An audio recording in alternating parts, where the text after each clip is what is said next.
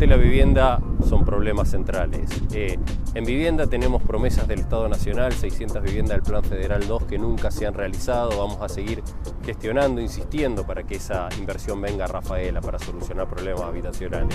Desde el municipio vamos a propender a que el Instituto Municipal de la Vivienda siga comprando tierra, se siga trabajando como se ha empezado a hacer con la provincia para poner lotes en condiciones que el rafaelino las pueda comprar. Esto es, con posibilidad de ser financiados, que hoy el mercado privado no lo ofrece, y a precios más económicos. Creemos que el germen, el nacimiento de un bien tan esencial como el hogar, como la vivienda, sigue naciendo en el lote. Así se fundó Rafaela, así se creó, así se desarrolló, entendiendo que un pedazo de tierra era el primer derecho básico que tenía para después armar mi casa, mi hogar. Vamos a trabajar en ese sentido.